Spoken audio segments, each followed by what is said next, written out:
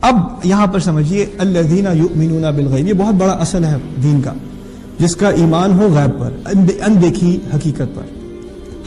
ہماری دو آنکھیں کھلی ہیں، اس کا مقصد کہنے کا یہ ہے کہ ایک نظر ہماری اس دنیا کی حقیقت پر اور ایک اندیکھی حقیقت پر، اور یہ دونوں حقیقتیں ساتھ ساتھ ہیں ہمارے لیے۔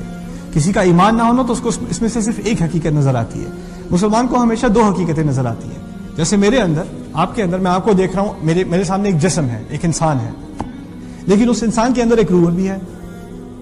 اب انسان دونوں کا بنا ہوا ہے نا، صرف جسم نہیں ہوں میں، نہ صرف روح ہوں، دونوں اکٹھے ہوں، یعنی میری اپنی حقیقت میں بھی ایک دیکھی چیز ہے اور ایک اندیکھی چیز ہے۔ عام لوگوں کا ایمان کس بات پر ہے؟ دیکھی چیز پر۔ مسلمان کا ایمان کس بات پر ہے؟ دیکھی پہ اور اندیکھی پہ۔ اسی طرح سمجھیے قرآن بات کرتا ہے کہ درخت آیت ہے، پرندہ آیت ہے، آسمان آیت ہے، ان سب میں آیات ہیں۔ ان فی ذلک لآیات، ان تمام میں آیات ہیں۔ آیات تو ایسی چیز ہوتی ہیں جو اللہ تعالیٰ کی یاد دلائے، آیات ایسی چیز ہوتی ہیں جو آپ کو اللہ تعالیٰ سے قریب لے کے جائے۔ قرآن کی آیات ہیں، یہ آیات ہیں۔ پھر اللہ تعالیٰ آسمان کو آیات کہہ رہا ہے، پرندے کو آیات کہہ رہا ہے، تمہاری اپنی خلق کو آیات کہہ رہا ہے، تمہارے ہاتھوں کو آیات کہہ رہا ہے۔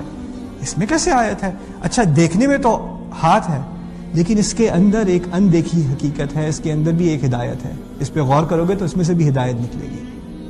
ایک مکھی میں بھی غور کرو گے تو ہدایت نکلے گی، اس کی مثال بھی تمہیں ہدایت دے سکتی ہے، ٹھیک ہے نا؟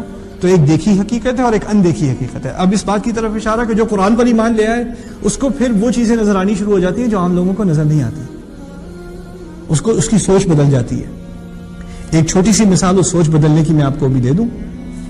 آپ چل رہے ہیں رستے میں، اب ٹیکسس پہ تو کیونکہ ہماری گھاس کی کچھ کمی ہے، درختوں کی کمی ہے، لیکن کہیں آپ کو گھاس کا کوئی پیچ نظر آ گیا، گھاس اگ رہی ہے، آپ کے دماغ میں کیا خیال آئے گا؟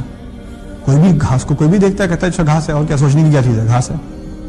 لیکن مسلمان کے یا مومن کے، اہل قرآن کے، جو قرآن کا طالب علم ہو، اس کے دماغ میں کیا بات آئے گی؟ اوہ اچھا اچھا اچھا، یہ جو زمین ہے جو مردہ تھی، مری ہوئی تھی، اس پہ اللہ تعالیٰ کی طرف سے اوپر سے پانی آیا، اور اس پانی کے آنے کے بعد اس مردہ زمین میں سے زندگی نکل آئی۔ ایسی بات ہے نا؟ اسی طرح اوپر سے حکم آئے گا اور میں بھی ایک دن زمین کے اندر جس طرح بیج تھا اس طرح میں ہوں گا، اور میں بھی اسی طرح نکل آؤں گا۔ یعنی گھاس کو دیکھ کے آپ کو قیامت کا دن یاد آ جاتا ہے۔ یہ قرآن کی تربیت ہے۔ قرآن کی تربیت ایسی ہے کہ آپ کسی مجمع میں بیٹھ کے مسجد کے اندر کوئی درس سن رہے ہوں تو ٹھیک ہے اللہ کی یاد ہے، لیکن اگر قرآن کی تربیت واقعی ہو گئی تو آپ گاڑی چلا رہے ہیں اور آپ کے سامنے سورج غروب ہو رہا ہے تو پھر وَفَلَا أُقْسِمُ بِالشَّفَقِ وَاللَّيْلِ وَمَا وَسَقَ وَالْقَمَرِ إِذَا اتَّسَقَ۔ آپ گاڑی سپیڈ سے چلا رہے ہیں تو پھر کَلَّا بَلْ تُحِبُّونَ الْعَاجِلَةَ۔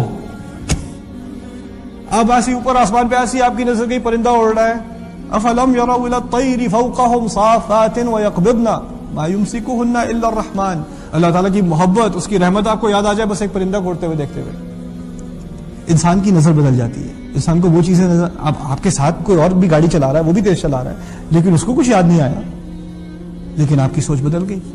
یہ ہے غیب پر ایمان۔ لیکن غیب پر ایمان بڑا مشکل کام ہے یار۔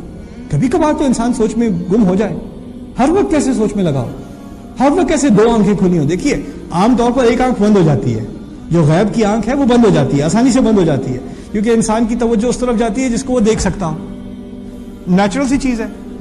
تو اللہ تعالیٰ نے تمہاری دونوں آنکھیں کھلی رکھنے کے لیے تمہیں کس چیز کا اہتمام دیا ہے؟ غیب کے بارے میں تمہارا خیال رہے، تم اس کے لیے کانشیس رہو۔ وَيُقِيمُونَ الصَّلَاةَ، وہ نماز قائم کرتے ہیں۔ نماز کا مقصد کیا ہے؟ نماز کا مقصد ہے کہ نماز کا سب سے لمبا حصہ کیا ہے؟ سب سے لمبا چوڑا حصہ نماز کا کیا ہے بتائیے؟ قیام، کھڑے ہونا۔ کھڑے ہوتے تو آپ کیا کرتے ہیں؟ قرآن پڑھتے ہو نا، قرآن ہی تو پڑھتے ہو۔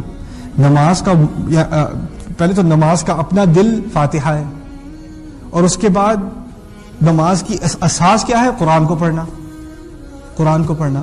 اور پھر کھڑے ہو کر قرآن پڑھنے کے بعد آپ کیا کرتے ہو؟ رکوع میں جاتے ہو، پھر سجدے میں جاتے ہو۔ اب آپ اس کی ایک تصویر سمجھیے اپنے سامنے۔ اگر کوئی انسان کھڑا اللہ تعالیٰ کا کلام پڑھ رہا ہے تو اس پر اس کلام کا اثر ہونا چاہیے۔ اثر یہ ہوتا ہے کہ انسان رکوع میں گر جاتا ہے، انسان اپنے آپ کو جھکا دیتا ہے، یعنی یہ تصویر کھینچی جا رہی ہے کہ قرآن کا تم پر کیا اثر ہونا چاہیے، کیا اثر ہونا چاہیے۔ اور پھر جب کہتے ہو کہ سمیع اللہ لمن حمدہ، اللہ تعالیٰ نے جس نے اس کی تعریف کی اس کی بات سن لی۔ اللہ تعالیٰ نے اگر تمہاری بات سن لی تمہیں شکر نہیں کرنا چاہیے؟ آپ اندازہ کریں کوئی بڑی ہستی، کوئی آپ کی کمپنی کا CEO آپ کی درخواست سن لے، آپ شکر نہیں کرو گے؟ استاد آپ کی درخواست سن لے کہ بھائی آج میں ہوم ورک نہیں کر سکا، میں کل دے دوں گا، آپ شکر نہیں کرو گے؟ چلو کوئی بات نہیں، کل دے دینا مجھے۔ اللہ تعالیٰ آپ کی بات سن رہا ہے، آپ نے اس بات کا اعتراف بھی کر لیا، سمیع اللہ لمن حمدہ، اللہ نے جس نے اس کی تعریف کی اس کی بات اس نے سن لی۔ اب جب آپ نے اس بات کا اعتراف کر لیا، آپ کو اس بات کی کنفرمیشن مل گئی کہ اللہ نے آپ کی بات سن لی، تو آپ شکر نہیں کرو گے؟ شکر کا سب سے بڑا مظہر کیا ہے؟ سجدہ۔